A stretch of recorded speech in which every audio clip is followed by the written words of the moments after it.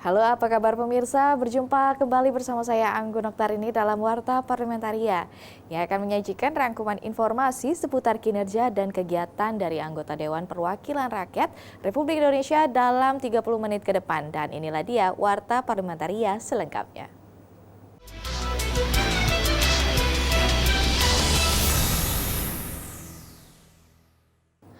Mahkamah Konstitusi memutuskan UU Cipta Kerja cacat secara formil dan memberi pemerintah waktu 2 tahun untuk memperbaiki undang-undang tersebut. Wakil Ketua DPR RI Sufmi Dasko mengatakan DPR RI menghargai putusan tersebut dan akan menindaklanjuti putusan tersebut sesuai dengan mekanisme yang ada.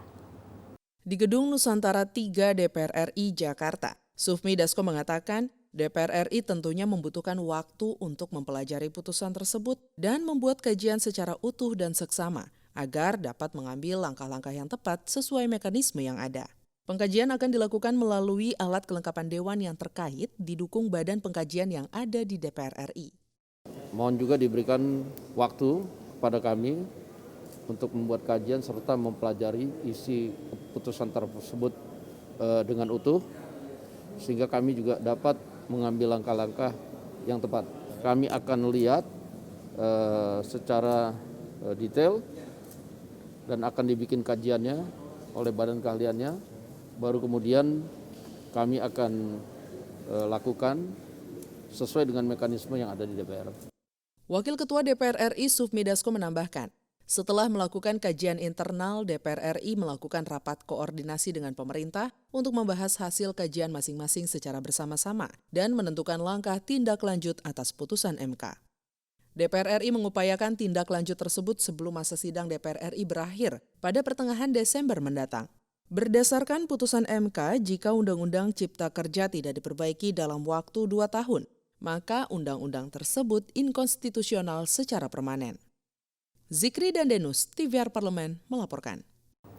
Seiring dengan melandainya kasus COVID-19 dan pencapaian target vaksinasi bagi tenaga pendidik, Komisi 10 DPR RI mengapresiasi pelaksanaan pembelajaran tatap muka atau PTM secara terbatas di Kota Surabaya.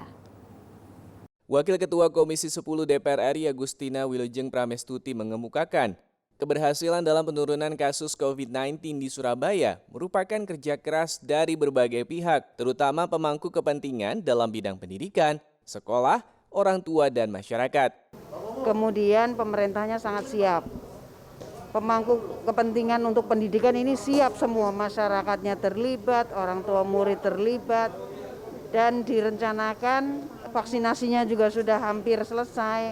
Direncanakan nanti pada setelah Desember 100% ya Pak, PTM. Sementara itu, anggota Komisi 10 DPR RI Bramantyo Suwondo mengemukakan keterbatasan jam belajar dalam pelaksanaan pembelajaran tatap muka terbatas bagi para siswa harus menjadi perhatian dan catatan bagi guru. Usia dan maupun juga jenjangnya. Jadi saya pikir juga bahwa kalau selama masih dibatasi, kami pun juga ingin mempertanyakan dan juga kepada para guru tentunya bagaimana planning untuk mengejar ketertinggalan tersebut. Apakah dengan jam kelas yang begitu singkat? Pemerintah Kota Surabaya berencana akan mulai menerapkan PTM 100% pada Januari 2022 mendatang atau saat memasuki semester kedua. Dari Surabaya, Jawa Timur, Abdul Ajib Caniago, TVR Parlemen melaporkan. Penyelenggaraan World Superbike dan persiapan ajang dunia MotoGP yang diselenggarakan di sirkuit internasional Mandalika diharapkan dapat menciptakan multiplier efek yang besar bagi perekonomian di Pulau Lombok dan sekitarnya. Ditemui usai meninjau sirkuit internasional Mandalika di Lombok Tengah, Nusa Tenggara Barat, anggota Komisi 10 DPR RI Nuroji menyatakan penyelenggaraan World Superbike merupakan momentum yang tepat untuk kebangkitan pariwisata Nusa Tenggara Barat, khususnya di Pulau Lombok. Baik, ini kan niat besarnya kan untuk menjadikan kawasan ekonomi khusus juga ya, jadi berdampak pada masyarakat sekitar tentunya, masyarakat Lombok. Nah itu harus terasa. Jadi tadi saya tanyakan ada nggak industri pariwisata sini terlibat atau sudah punya dampaknya gitu. Sementara itu, Wakil Ketua Komisi 10 DPR RI Dede Yusuf menghimbau pengelola kawasan Mandalika untuk membuat event-event dan destinasi wisata lain yang menjangkau kalangan menengah ke bawah. Jadi orang datang itu untuk yang katakanlah middle low, yang tidak bisa menikmati event balapan, ya apakah karena faktor mahal atau karena faktor tadi event itu tidak setiap tahun ada. Tapi kalau yang kayak begitu tiap hari pasti bisa dilakukan. Nah itulah tadi saya pikir harus mulai dipikirkan oleh pengelola kawasan tentunya untuk membuat poin-poin lain selain Mandalika ini. Karena kalau tidak nanti kita hanya bergantung dari event-event. Dari Mandalika, Nusa Tenggara Barat, Selamat Sanjaya, TVR Parlemen melaporkan. Pemirsa, kami masih memiliki banyak informasi lain dalam Warta Parlementaria. Salah satunya datang dari pembangunan pelabuhan internasional dorong perekonomian setelah jeda berikut ini.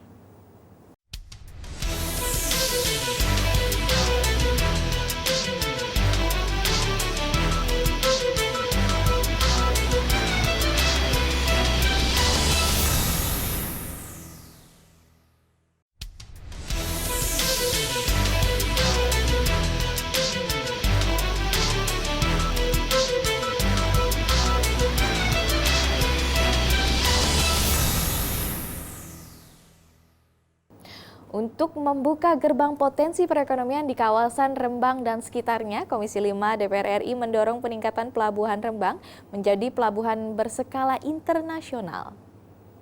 Setelah kurang lebih 10 tahun beroperasi, Pelabuhan Sluke di Rembang, Jawa Tengah terus melakukan pembenahan infrastruktur dan sarana-prasarana pendukung dalam melayani lalu lintas perdagangan berskala nasional. Untuk itu, anggota Komisi 5 Sudewo mendorong peningkatan status pelabuhan Pengumpan menjadi pelabuhan berskala internasional agar dapat melayani jalur perdagangan dari berbagai negara. Menurut Sudewo, banyak pelaku usaha yang berminat memanfaatkan Pelabuhan Sluke menjadi jalur komoditinya ke Pulau Jawa. Itu perlu dilakukan satu pendalaman oleh Kementerian Perhubungan.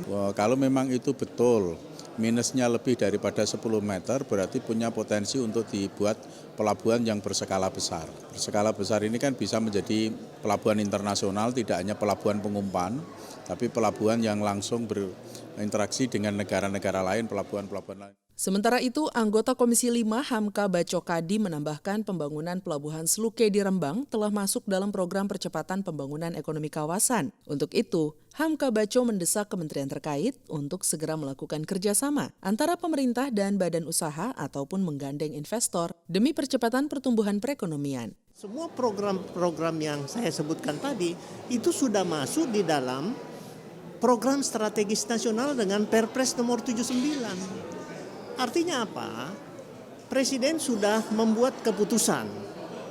Sisa bagaimana memfollow up ini sesuai dengan kemampuan anggaran. Dari Rembang, Jawa Tengah, Sigit Rilo, TVR Parlemen melaporkan.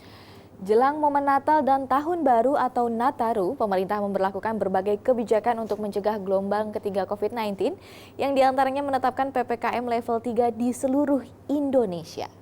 Anggota Komisi 9 DPR RI Krisdayanti menyebut anggota DPR RI juga terus bergerak di masing-masing daerah pemilihannya untuk menghimbau masyarakat mengurangi mobilitas yang tidak perlu dan mencegah melonjaknya kasus positif COVID-19 gelombang ketiga. Di dapilnya masing-masing, kalau artinya setiap anggota di 80 dapil ini semua bisa bergerak untuk bisa menyampaikan ke kepala daerahnya bahwa tidak boleh ada laju pergerakan sampai di atas 5% supaya masyarakatnya bisa benar-benar disiplin, tidak terlalu euforia tahun baru ya, semuanya bisa lebih hikmat bersama keluarga, hanya stay at home. Selain itu, Krisdayanti menilai kebijakan pemerintah sudah cukup baik. Namun Krisdayanti meminta pengawasan terhadap peraturan tersebut harus berlangsung dengan ketat, mulai dari protokol event besar hingga protokol peribadatan selama Nataru. Kita juga punya aturan-aturan dan kebijakan-kebijakan, contohnya misalkan hanya dibatasi pengunjung 100 hingga 200 atau mungkin suasana venue-nya yang memang memiliki ceiling yang tepat, terus sirkulasi udara yang baik. Nah, hal-hal seperti itu yang harus dilaksanakan oleh misalkan penyelenggara acara dan lain-lain. Artinya kita juga ingin ekonomi kita juga tetap, masyarakat tetap bisa beraktivitas dengan nyaman. Teresia dan Tegar, TVR Parlemen melaporkan. Pemulihan sektor pariwisata menjadi salah satu kunci pemulihan ekonomi dan peningkatan penerimaan negara, terutama di Bali. Menurut Badan Anggaran DPR RI, Bali memiliki kontribusi besar terhadap penerimaan negara melalui pajak hotel dan restoran, sehingga pemulihan pariwisata di Bali menjadi plus terhadap peningkatan pertumbuhan ekonomi Bali. Dalam kunjungan kerja Banggar DPR RI di Bali, Kantor Pajak Perwakilan Bali menyampaikan penerimaan pajak Bali hingga akhir Oktober 2021 telah mencapai 5,6 miliar rupiah dari target 7,9 miliar rupiah. Anggota Banggar DPR RI Iwayan Sudirta mengatakan, meski masih mengalami pertumbuhan ekonomi yang minus, pemberian insentif perpajakan dari pemerintah akan memberikan dampak terhadap penerimaan dan jumlah wajib pajak di Bali. Kalau relaksasi pajak ini diwujudkan untuk UMKM dan masyarakat menengah ke bawah, pasti daya beli mereka akan meningkat, lalu ekonomi berputar, tujuan PEN tercapai. Wakil Ketua Banggar DPR RI Syarif Al-Qadri optimis, pertumbuhan ekonomi Bali akan menunjukkan perbaikan. Apalagi pada tahun depan, Bali akan menjadi tuan rumah pelaksanaan event KTT G20. Banggar meminta Pemda Bali terus melakukan sosialisasi dan cermat dalam menghitung potensi penerimaan pajak daerah berdasarkan Undang-Undang HPP yang baru disahkan. Dengan G20 tentu akan ada lonjakan-lonjakan itu, karena nanti mungkin kegiatan wisatanya sudah mulai pulih, berbagai sektor akan mulai tumbuh. Pada triwulan 3 2021, pertumbuhan ekonomi Bali tercatat minus 4,08% dibanding triwulan sebelumnya. Dari Provinsi Bali, Elisa Purba, TVR Parlemen melaporkan. Pemirsa TV Parlemen, jangan kemana-mana karena kami masih memiliki banyak informasi lain yang menunggu Anda setelah jeda berikut ini.